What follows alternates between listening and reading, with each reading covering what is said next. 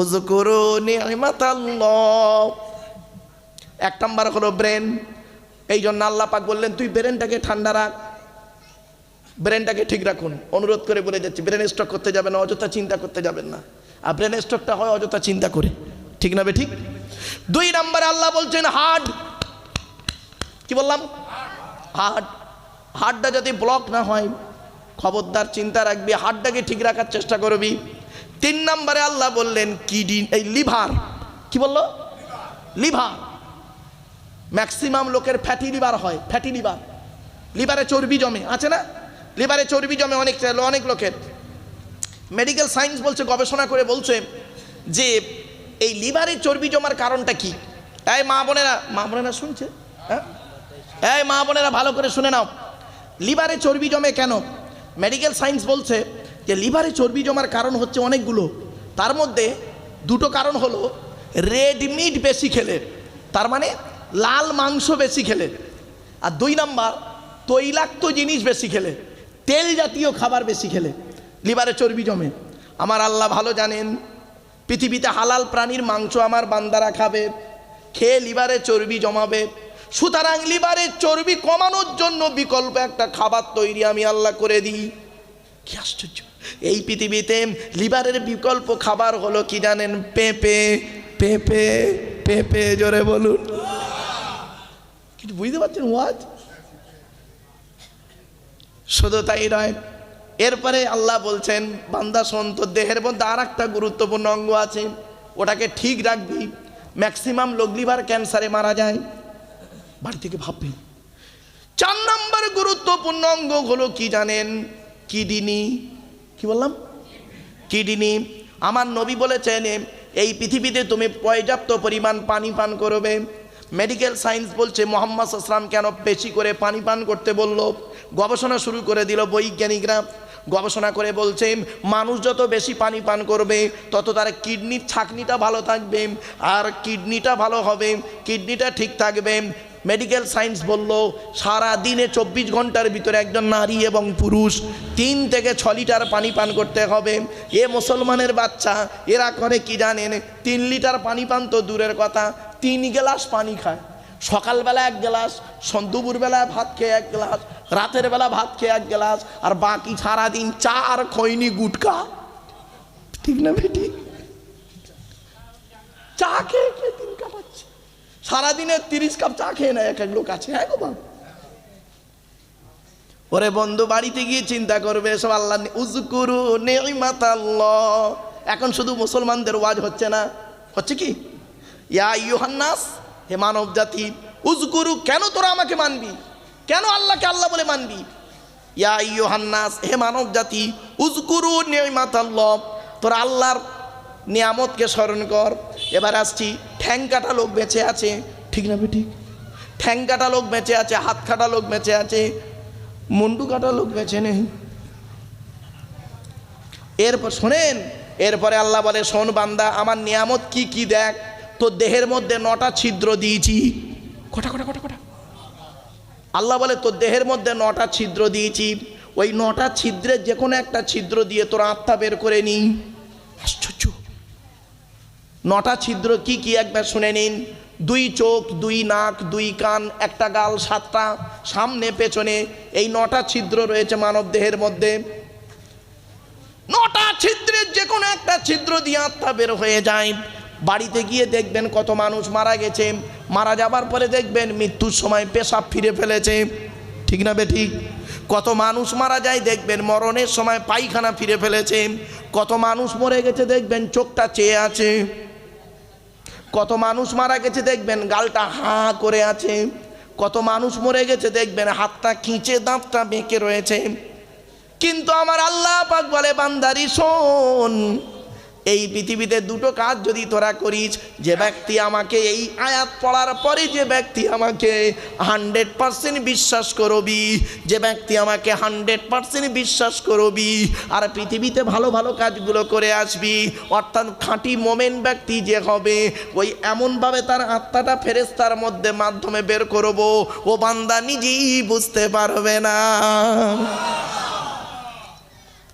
বাড়ি থেকে ভাববেন উযকুরু নি'মাতাল্লাহ, আল্লাহর নিয়ামতকে তোমরা কি করো? স্মরণ করো। আরেকটা বলি, আল্লাহ বলে বান্দা শোন, ছোট্ট একটা উদাহরণ দিচ্ছি। আচ্ছা বাবা, আমি একজন পুরুষ, তো বলুন না রে, আপনারাও সব পুরুষ, এই যারা স্টেজে বসে আছে সব পুরুষ, তাহলে এই ব্যক্তির দেহের মধ্যে যা যা আছে আমার মধ্যে তাই তাই আছে, ঠিক না বেটি? কিন্তু আল্লাহ বলে তিনটে জিনিস আলাদা, তিনটে জিনিস আলাদা। এক নাম্বার হলো কি? ব্লাড গ্রুপ, ব্লাড গ্রুপ আলাদা, ব্লাড গ্রুপ আলাদা করে পাঠিয়েছি বান্দা। এজন্য আপনাদেরকে বলি রক্তদান শিবির করবেন। জানেন রক্তর কি দাম? আমার মাকে নিয়ে 45 দিন পড়েছিলাম চিত্তরঞ্জন হসপিটালে। বাবরে, এক বোতল রক্তের জন্য কি কষ্ট আমি বুঝতে পেরেছি। অনুরোধ করে বলে যাচ্ছি, এক নাম্বার ব্লাড গ্রুপ আলাদা, ব্লাডের 4টে গ্রুপ, এ বি, এবি আর ও, প্রত্যেকটার -+। এক নাম্বার রক্তের গ্রুপ আলাদা। এখানে অনেক মুসলমানের বাচ্চা বসে, অনেকে বসে আছে, দেখেন ও নিজের রক্তের গ্রুপও নিজে জানে না, ঠিক না বেটি? ও নিজের কি রক্তের গ্রুপও নিজে জানে না। আর একটা কথা, এগুলো জেনে রাখবেন, এগুলো জেনে রাখা দরকার। 2 নাম্বার আলাদা কি? শুনলে অবাক হয়ে যাবেন, কোরআনে আল্লাহ বলেছেন। আচ্ছা আপনারা আধার কার্ড করেছেন? আরে ভাই বলুন না। আচ্ছা আধার কার্ড করার সময় অফিসাররা আপনাদের বলেছিল কি চোখটা বড় করে চান তো? বলেছিল না? 1500 বছর আগে এই কোরআনে আল্লাহ বলে দিয়েছে কথাটা। বৈজ্ঞানিকরা গবেষণা করে বের করে ফেললো। বৈজ্ঞানিকরা গবেষণা করে দেখছে যে কেন আল্লাহ পাক চোখকে, আল্লাহ পাক কোরআনে বলেছেন আলাম নাজআল লাহু আইনাইনি ওয়া লিসানাও ওয়া শাফাতাইন ওয়া হাদাইনাহুন নাজদাইন। আল্লাহ বলে আমি আল্লাহ কি তোদের দুটো চোখ তৈরি করি নাই? জিজ্ঞাসার চিহ্ন দিয়েছে এখানে। আল্লাহ বলছেন জিজ্ঞাসার চিহ্ন দিয়েছে। আমেরিকার বৈজ্ঞানিকরা, লন্ডন, ফ্রান্স, ব্রিটেনের বৈজ্ঞানিকরা গবেষণা শুরু করলো। আল্লাহ পাক কোরআনে কেন বলল তোদের কি দুটো চোখ দিই নাই? পার্টিকুলার চোখটাকে কেন জিজ্ঞাসার চিহ্ন দিল? লে গবেষণা শুরু কর। চোখকে নিয়ে গবেষণা করতে করতে বের করে ফেললো এই পৃথিবীর জমিনে যত মানুষ এসেছেন, যত মানুষ এসেছে, যত মানুষ বেঁচে আছে, যত মানুষ আসবে, পৃথিবীতে কারো চোখের রেটিনার সঙ্গে কারো চোখের রেটিনার কোনো মিল নেই। আমানু ইয়া আইয়ুহান নাস উযকুরু নি'মাতাল্লাহ। চোখ হলো আল্লাহর দেওয়া একটা নিয়ামত। চোখ হলো আল্লাহর দেওয়া নিয়ামত। বাপরে, যাদের দুটো চোখে দেখতে পায় না তারা কিছুই পারে না। কালো ফর্সা লম্বা বেটে শক্ত নরম কিছুই, তাদেরকে কিছুই নেই। আল্লাহর নিয়ামত থেকে তারা কতটা বঞ্চিত একটু ভাবুন। এ মুসলমান, এ হিন্দু, হে মানব জাতি, তুমি কতটাই সৌভাগ্যবান। সৃষ্টিকর্তা তোমার দুটো চোখ দিয়েছে, সৌন্দর্যময় পৃথিবী তুমি দেখতে পাচ্ছ। সৃষ্টিকর্তা বলছে রে এ পৃথিবীর মানুষ শোন, এ মানব জাতি, তোর এই চোখ দিয়ে একটা নিয়ামত দিয়েছি। এই চোখ দিয়ে তুই দেখছিস পৃথিবীতে, দেখে একবার আমাকে স্মরণ কর, আমি তোরও ডাকে সাড়া দেব। এই চোখের আরেকটু ব্যাখ্যা করি, অসুবিধা হচ্ছে আপনাদের? আরেকটু ব্যাখ্যা করি। আমি বলেছিলাম না এই সূরাটার তাফসীর করতে গেলে খুব কম করে হলো এক একটা আয়াতের ব্যাখ্যা। আল্লাহ পাক আপনাদের দোয়া, আমার বাম্মা, আল্লাহ পাকের রহমত, নবী পাকের কদমে রসুলা, আমার বাম্মা ওস্তাদ পীরেদের দোয়ায় এই এক একটা আয়াতের আলোচনা দীর্ঘ হবে, ভাবতে পারবেন না। চলুন একটা আয়াতের চলছে এখন কি ছোট্ট উদাহরণ দিই। আচ্ছা বাপেরা, কালো রং তৈরি করার মালিককে? জোরে বলুন। ফর্সা রং তৈরি করার মালিককে? কালো রং তৈরি করার মালিক যদি আল্লাহ হয়, কালো মেয়েদের বৌমা করতে চান না কেন? কালো মেয়ে কেউ পছন্দ করে না, ঠিক না বেটি? সব ভালো, মেয়েটার বংশ ভালো, সব ভালো, বিয়েটা কেটে গেল কারণ গায়ের রংটা বড্ড কালো। এই বাচ্চা বান্দা শোনো, আল্লাহ কোরআনে বলেছেন ওয়া মিন আয়াতিহি খালুকুস সামাওয়াতি ওয়াল আরদি ওয়া ইখতিলাফু আলসিনাতিকুম ওয়া আলওয়ানিকুম। আল্লাহ বলে বান্দারি আমার নিদর্শনের মধ্য থেকে একটা নিদর্শন, নিয়ামতের মধ্যে একটা নিয়ামত দেখ, তোদের গায়ের রংটা আমি আলাদা করেছি, মুখের ভাষাটা আলাদা করে দিয়েছি। সুতরাং কালো রংকে তুই কেন ঘৃণা করিস? একবার তুই ভেবে দেখ, তুই যেদিন মায়ের পেট থেকে এলি তোর মাথার চুলটা ছিল কালো, ঠিক না বেটি? শুধু তাই নয়, পৃথিবীর মুখ যখন দেখলি, ছোটবেলায় লেখাপড়া শিখতে গেলি, প্রাইমারি স্কুলের মাস্টার যখন তোকে বোর্ডে অঙ্ক শিখিয়েছিল, বোর্ডে যখন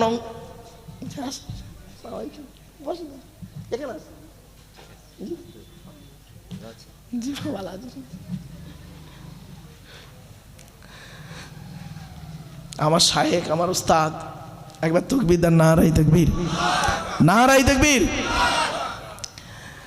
বাপেরা, বাস্তব কথা বলে যাচ্ছি। আল্লাহ বলে, বান্দারি একবার তুই চিন্তা কর এই পৃথিবীর জমিনে চোখ নিয়ে। আল্লাহ বলে, আলাম নাজআল লাহু আইনাইনি ওয়া লিসানাও ওয়া শাফাতাইন। জাস্ট এইটুকু আল্লাহ বলে, চোখ নিয়ে তুই চিন্তা কর একবার।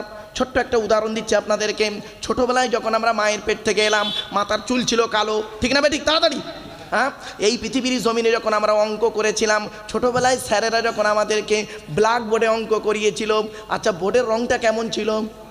জ্বলবেন জ্বলবেন, কালো। চকটা ছিল সাদা।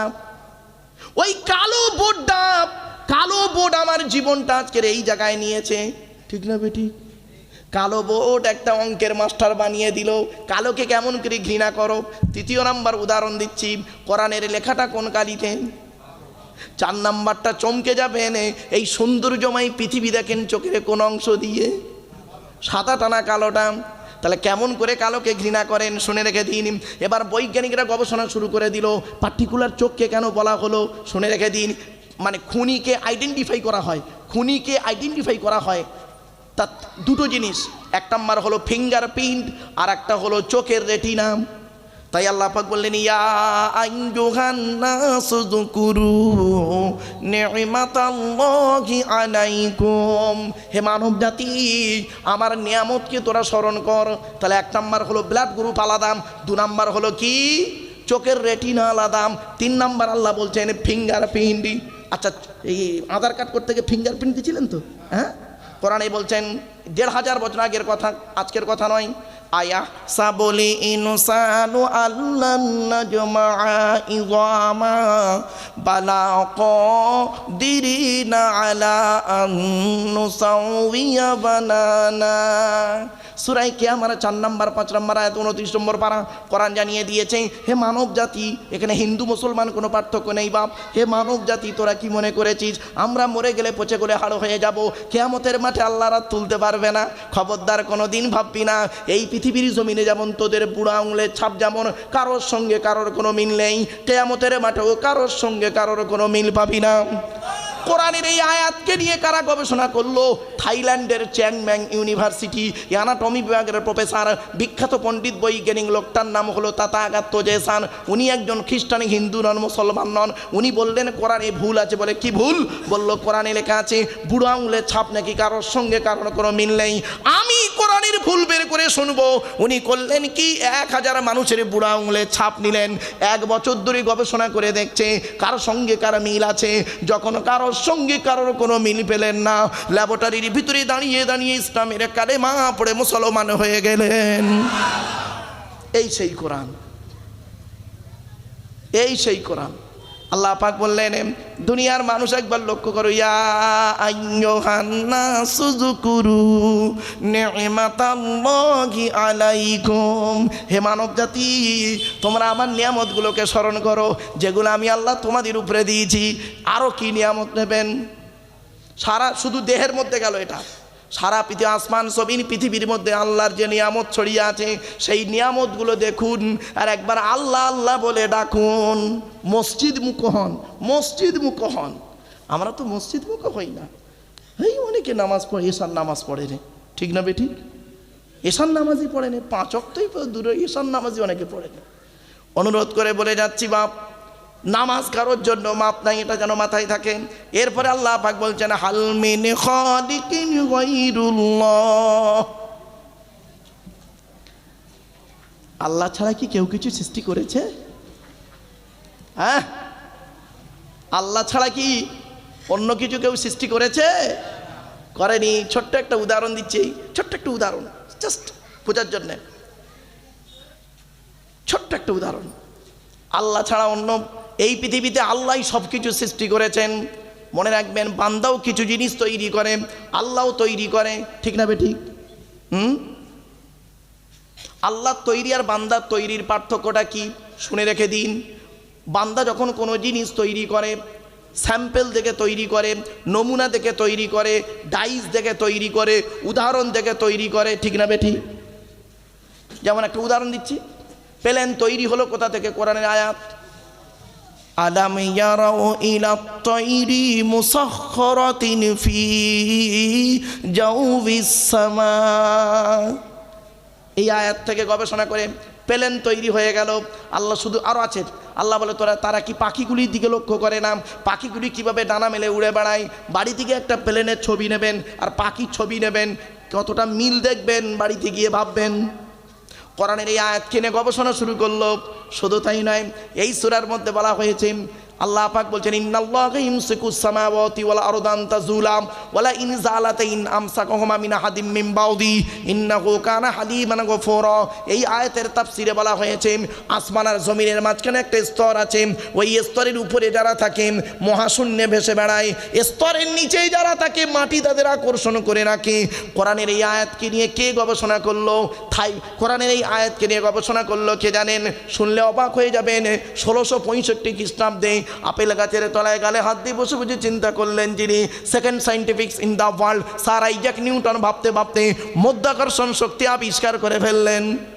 আর আমরা সুবহানাল্লাহ বলে বাড়ি চলে গেলাম। এজন্য আপনাদেরকে অনুরোধ করে বলি, কোরআন পড়ুন, কোরআন পড়ুন, কোরআন শিক্ষা নিন, কোরআন শিক্ষা নিন। মুরব্বীদের বলে যাচ্ছি, আমার শায়েখের বাড়ি এখানে, আপনাদের গ্রামের মানুষ, তার কাছে অন্তত কোরআনের তাফসিরটা শুনুন।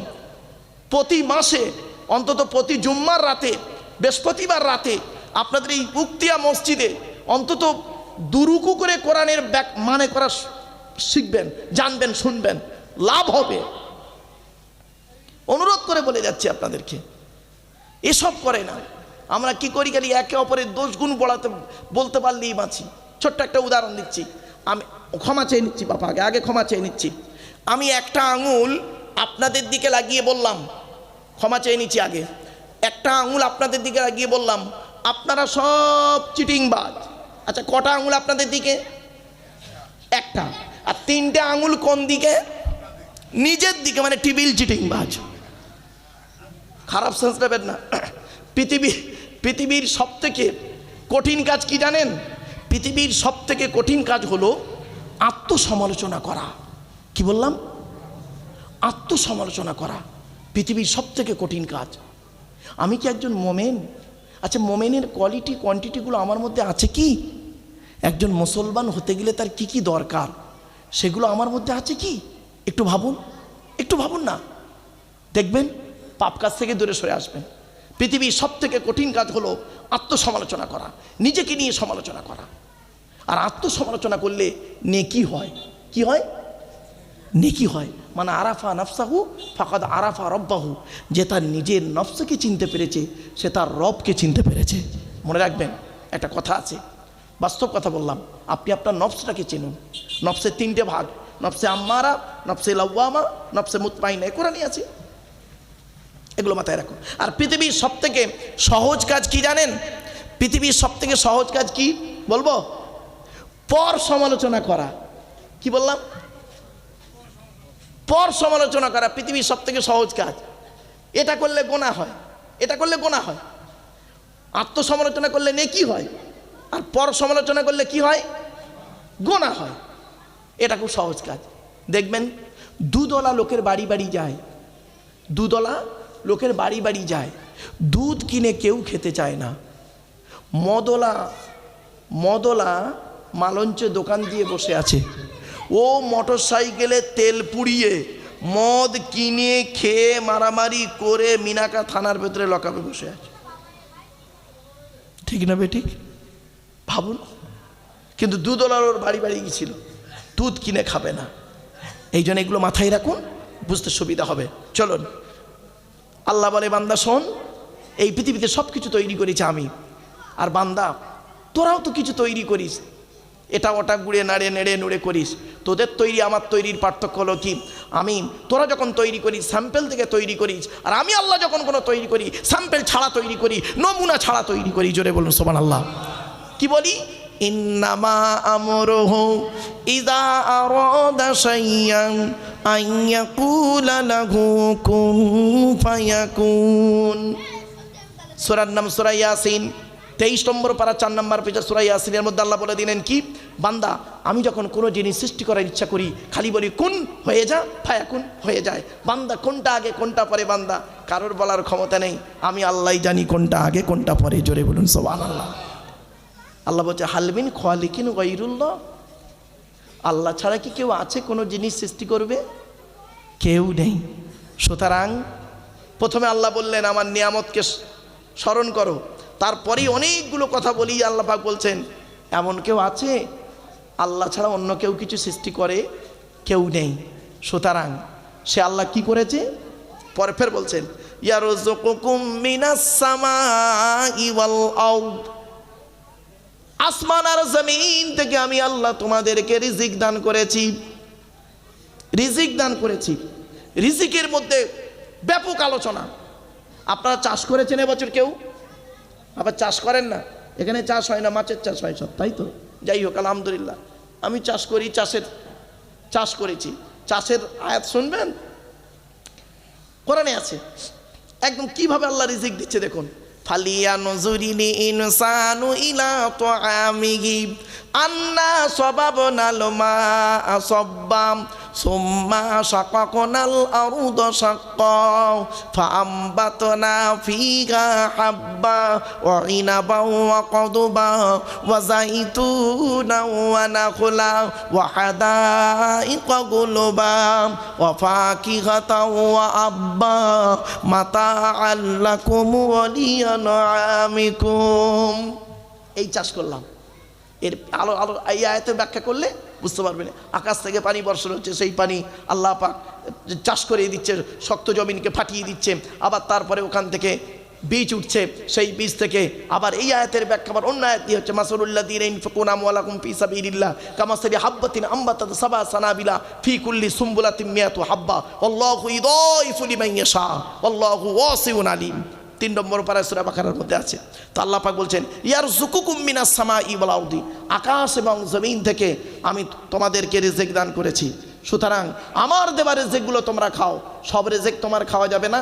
আমি আল্লাহ যে রিজিকগুলো খেতে বলেছি সেই রিজিকগুলো খাবে, যেগুলো বৈধ করেছি সেগুলো খাবে, অবৈধগুলো যেগুলো নিষেধ করেছি সেগুলো খাবে না। অর্থাৎ হালাল আর হারাম, হালাল আর হারাম। প্রসঙ্গ যখন এলো একটা কথা আপনাদের বলে যাচ্ছি, পবিত্র কোরআন আল্লাহ পাক বলছেন ইয়া আইয়ুহাল্লাযীনা আমানু কুলু মিন তাইয়্যিবাতি মা রাযাকনাকুম ওয়াশকুরু লিল্লাহি ইন কুনতুম ইয়াহু তা'বুদুন। সূরা বাকারা 2 নম্বর পারা 4 নম্বর পৃষ্ঠা 14 নম্বর লাইন, সূরার নাম সূরা বাকারা। আল্লাহ বলছেন ইয়া আইয়ুহাল্লাযীনা আমানু, হে ঈমানদার বান্দাগণ। এইবারে ঈমানদারের কথা বলছি, যেহেতু আপনারা ঈমানদার এখানে বসে আছেন। হে ঈমানদার বান্দাগণ, কুলু মিন তাইয়্যিবাতি মা রাযাকনাকুম, আমার দেওয়া হালাল রিজিকগুলো তোমরা ভক্ষণ করো, হারামগুলো কোনো দিন খাবে না। আজ আমরা হারাম খেয়ে খেয়ে ব্রেনটাকে শেষ করে ফেলেছি, ঠিক না বেঠিক? ছোট্ট একটা উদাহরণ দিচ্ছি। রাসূলুল্লাহর কাছে একজন ব্যক্তি এসে বললেন ইয়া রাসূলুল্লাহ, আমরা যে দোয়া চাই দোয়া কবুল হয় বুঝবো কি করে? রাসূলুল্লাহ বললেন দোয়া কবুল হওয়ার 5টা শর্ত আছে। কটা? 5টা শর্ত বাপ আপনাদের হাতে ধরে বলে যাচ্ছি, এই 5টা শর্ত যেন আপনার মধ্যে থাকে। 1 নম্বর হলো কি? রাসূলুল্লাহ বললেন এই যুবক, দোয়া যখন চাইবে হালাল খাবার খেয়ে তুমি দোয়া চাইবে আল্লাহর কাছে। কি খেয়ে খাবার? হারাম খাবার খেয়ে মোনাজাতে হাউ মাউ করে কাঁদছে, লউঠালা। হারাম খাবার খেয়ে মোনাজাতে হাউ মাউ করে কাঁদছে। 1 নম্বর হালাল খাবার খান। 2 নম্বরে নবী বললেন যুবক, দোয়া যখন চাইবে পৃথিবীর কোনো ব্যক্তি বস্তুর কাছে চাইবে না, আল্লাহর কাছে চাইবে। কার কাছে? কোরআনে আছে ওয়াইদা সাআলাকা ইবাদি আন্নী ফাইন্নী করিব উজিবু দাওয়াতাদ দাঈ ইযা দাআন ফালিয়াস্তাজিবু লি ওয়া লিইউমিনু বি লাআল্লাহুম ইয়ারশুদুন। সূরা বাকারা।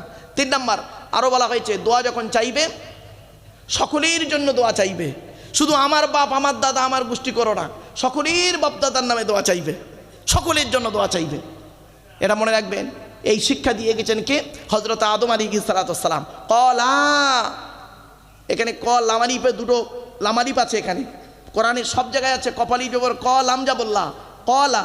আর এই যে দু জায়গায় আছে কোরআনের কপালি জবর কল আমালিফ জবল্লা কলা তাসনিয়া আছে দ্বিবচন ব্যবহার করা আছে দু জায়গায়। এটা হলো 16 এই যেটা বলছি আমি এটা 8 পারার 12 পৃষ্ঠার প্রথম নাম্বার লাইন সূরা আরব। এখানে হলো আদম আর হাওয়া কলা রব্বানা জলামনা আনফুসানা। আর 16 নম্বর পারার 13 নম্বর পৃষ্ঠার 11 নম্বর লাইন সূরার নাম সূরা তহা। ওখানে হলো কলা, ওখানে কলা দুজনকে মুসা আর হারুন, এটা মনে রাখবেন। চলুন 3 নাম্বার হলো 4 নাম্বার নবী বললেন যুবক দোয়া যখন চাইবে কি করবে? দোয়া যখন চাইবে তুমি নবীর উপরে দরুদ পাঠ করে দোয়া চাইবে। আল্লাহ রাসূল বললেন ইন্না দুআ মাওকুফুম বাইনা সামাই ওয়াল আরদি লা ইয়াসআদু মিনহু শাইউন হাত্তা তুসাল্লি আলা নবিকা। আল্লাহ নবী বলেন তোমরা যখন দোয়া চাও ওই দোয়াটা আসমান আর জমিনের মধ্যবর্তী জায়গায় অবস্থান করে, ওই দোয়াটা উপরেও নিয়ে যেতে পারে না, নিচেও নামাতেও পারে না যতক্ষণ পর্যন্ত তোমরা নবীর উপরে দরুদ পাঠ না করে দোয়া চাও। এজন্য দরুদ শরীফ পাঠ করে দোয়া চাইবেন। যে দোয়াতে দরুদ শরীফ পাঠ করা হয় ওই দোয়া আল্লাহর দরবারে কবুল হয়ে যায়। জোরে বলুন সুবহানাল্লাহ। কটা হলো? 4টে। 5 নাম্বারটা শুনে নিয়ে, এটা খুব গুরুত্বপূর্ণ জিনিস আর এটা খুব শিক্ষণীয় জিনিস, এটা খুব শিক্ষণীয় জিনিস, এটা গুরুত্বপূর্ণ জিনিস। কি? দোয়া যখন চাইবে বিনয়ীর সহিত আন্তরিকতার সঙ্গে দোয়াটা চাইবে। অনেক সময় দেখেন, আমার হাতের দিকে তাকান আপনারা, অনেক সময় দেখা যায় অনেক ব্যক্তি আছেন মোনাজাত করছে, তার মোনাজাতের মধ্যে মানে কি বলবো হাতগুলো এমন করছে রব্বানা জলামনা আনফুসানা হাত তেল মালিশ করছে। আবার অনেকে আবার গাঁট ভাঙে, দেখবেন মোনাজাত করছে গাঁটও ভাঙছে, আবার হাত নিয়ে এমন করছে, এইসব করছে, হাত মালিশ করছে, মোচড়াচ্ছে, মোনাজাতও হচ্ছে। খবরদার নয় বাপ, বেআদবের মতো 1 ঘন্টা ধরে মোনাজাত করার থেকে আদবের সহিত 2 মিনিট মোনাজাতটাই যথেষ্ট। কথাটা মাথায় রাখুন। চলুন আলোচনা একটু প্রাসঙ্গিক চলে গেল, আবার চলে এলাম। আল্লাহ বলছেন ইয়ারযুকুকুম মিনাস সামাই ওয়াল আরদি, আসমান জমিন থেকে আমি আল্লাহ তোমাদের রিজিক দান করেছি। সুতরাং আকাশ থেকে রিজিক পানি বর্ষণ করেছি আর জমিন থেকে বিভিন্ন ধরনের খাবার তোমাদেরকে তুলেছি। সুতরাং সেই খাবারগুলো তোমরা খেয়েছো, খাওয়ার পরে আমার কেন নিয়ামতকে অস্বীকার করবে? তোমরা কেন আমাকে আল্লাহ বলে ডাকবে না? এরপরে আল্লাহ পাক বলছেন লা ইলাহা ইল্লাহু, সে আল্লাহ ছাড়া কোনো মাবুদ নেই। এত কিছু বলার পরে আল্লাহ পাক ডাইরেক্ট প্রথমেই বলেননি ইয়া আইয়ুহান নাস, হে মানব জাতি, লা ইলাহা ইল্লাহু তিনি বলেননি। তিনি প্রথমে বলেছেন হে মানব জাতি, বলেই তারপরে বলেছেন আমার নিয়ামতকে স্মরণ করো, আমি কিভাবে তোমাকে চলতে দিয়েছি, খাওয়া দাওয়া নিঃশ্বাস থেকে শুরু করে A to Z।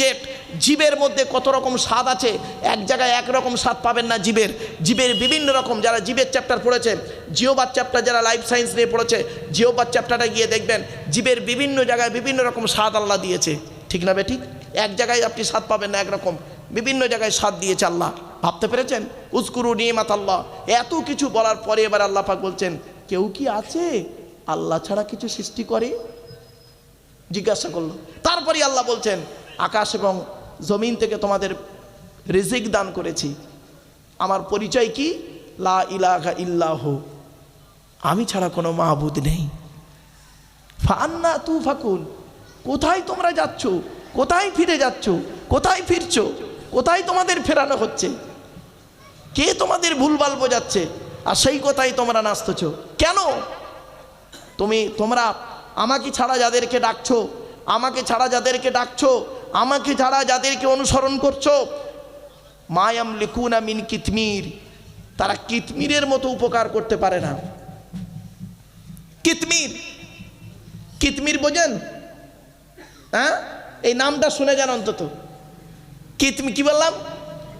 কিতমির সূরা ফাতিরের মধ্যে আছে কিতমির শব্দটা। কিতমির শব্দটা আছে সূরা ফাতিরের মধ্যে। কিতমির কাকে বলে শোনেন আগে। কিতমির শব্দের অর্থটা কি? কিতমির শব্দের অর্থ হচ্ছে, আপনারা খেজুর খান, খেজুর, হ্যাঁ? আচ্ছা, খেজুর খাওয়ার পরে দেখবেন খেজুরের আঁটি বা দানাতে, ওই আঁটির গায়ে দেখবেন একটা পাতলা পর্দা থাকে না? দেখবেন ওই পাতলা পর্দাটার আরবি হলো কিতমির। ওই খেজুরের আঁটির গায়ে যে পাতলা পর্দা থাকে দেখবেন একবার সাদা মতো পাতলা পর্দা, ওই পাতলা পর্দাটার আরবি হলো কিতমির। তাই আল্লাহ পাক বলছেন তোমরা আমাকে ছাড়া যাকে ডাকো, আমার আরাধনা উপাসনা না করে অন্যের অনুসরণ করো, হ্যাঁ, যাদেরকে ডাকছো তারা কিতমিরের মতো উপকার করতে পারবে না তোমাদের। মানে ওই খেজুর আঁটির গায়ে যে পাতলা আবরণ, ওর মতো তুচ্ছ, এখানে বোঝানো হয় যে তুচ্ছ তাচ্ছিল্য, যাই হোক, এ সামান্যতম উপকার তারা করতে পারবে না, তোমরা আমাকে ছেড়ে দিয়ে তাকে ডাকছো। এজন্য আমি আপনাদেরকে বলি, আল্লাহর বিধান